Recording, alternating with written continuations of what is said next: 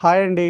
ఈరోజు మన వీడియోలో చపాతీ రైస్‌లోకి చాలా సింపుల్ అండ్ టేస్టీగా చేసుకునే క్యాలీఫ్లవర్ ఫ్రై.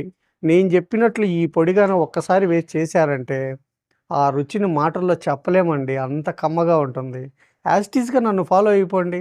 రండి వెళ్లి రెసిపీ చేసేద్దాం.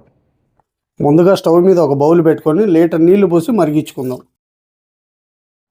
నీళ్ళు ఇలా మరుగుతున్నాయి కదా, ఇప్పుడు ఇందులో పావు టీ స్పూన్ పసుపు, అర టేబుల్ స్పూన్ ఉప్పు, ఇప్పుడు మనం ముందుగానే కట్ చేసి పెట్టుకున్న అరకిలో క్యాలీఫ్లవర్.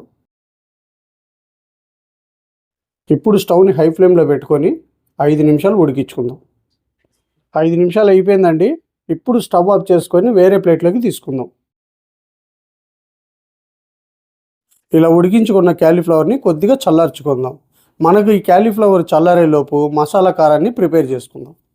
ఇప్పుడు ఒక మిక్సీ జార్ తీసుకొని టేబుల్ స్పూన్ ధనియాలు, టీ స్పూన్ జీలకర్ర, 6-7 వెల్లుల్లి రెబ్బలు, 2 టేబుల్ స్పూన్లు ఎండు కొబ్బరి తురుము, 1.5 టేబుల్ స్పూన్లు కారం, అర టేబుల్ స్పూన్ ఉప్పు.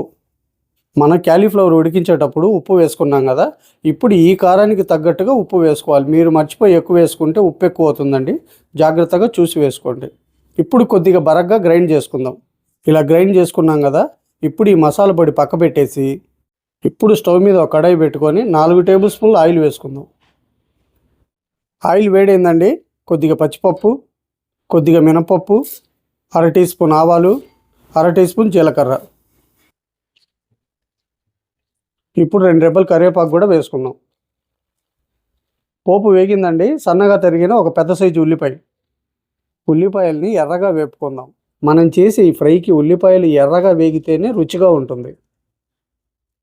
ఉల్లిపాయలని ఇలా వేపుకున్నాం కదా, ఇప్పుడు ఇందులో మనం ముందుగానే ఉడికించి పెట్టుకున్న క్యాలీఫ్లవర్ ముక్కల్ని వేసుకుందాం. ఒక 5-6 పచ్చిమిర్చి చీలికలను కూడా వేసుకుందాం. ఇప్పుడు స్టవ్ని మీడియం ఫ్లేమ్లో పెట్టుకొని మధ్య మధ్యలో ఇలా కలుపుకుంటూ 5 నుంచి 7 నిమిషాలు ఫ్రై చేసుకుందాం.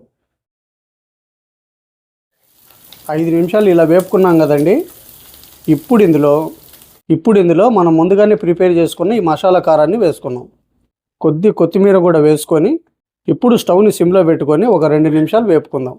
అప్పుడే మనం వేసిన ఈ మసాలా కారం అంతా ముక్కలకు పట్టి తినేటప్పుడు మంచి రుచి వస్తుంది.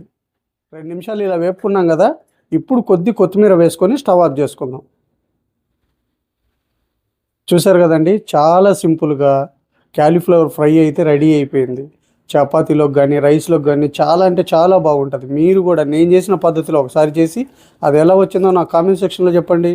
ఈ వీడియో కనుక మీకు నచ్చినట్లయితే ఒక లైక్ చేయండి, షేర్ చేయండి, మన ఛానల్ని సబ్స్క్రైబ్ చేసుకోండి. మళ్ళీ రేపు ఒక మంచి వీడియోతో మీ ముందుకు వస్తా. Thank you.